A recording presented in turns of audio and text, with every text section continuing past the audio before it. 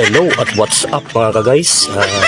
Ito po ay may pepes lang po sa inyo yung ating Twitter na bumigay po sa ating sound system na 1000 watts. So samahan nyo guys, bubuksan po natin ang ating Twitter po na pang-high, pang-mid-high po. So yan po yung ating 1000 watts na double magnet. Yes!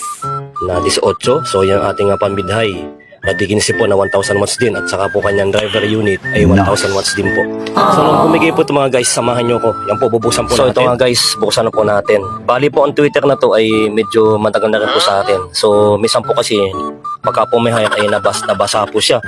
So titignan po natin kung talagang may problema siya. Kaya po siya ay nasira. So ito po yung cover niya. Bakasin po natin.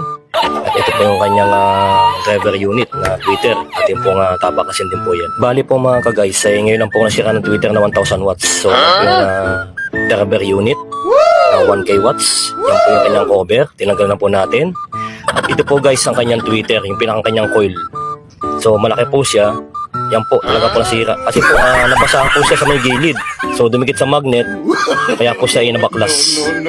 So kumbaga kinilamang po yung gilid ng magnet. So kailangan po natin siyang palitan ng bago. Bibili po natin ng bagong coil. Yes! So alam ko mga guys, mahal pong coil na to. Nasa 1,000 mahigit. So tipikan ng magnet, yan po yung takip niya. 1000 watts po yung mga guys. Pinipress ko lang po sa inyo para po makita nyo kung ano ating ginagamit sa ating high. Yan po, 1000 watts po yan. So Sana guys, pinipress ko po sa inyo at tayo po ibibili ng bago. Maraming salamat guys. Thank you for watching. God bless us all. Follow and share.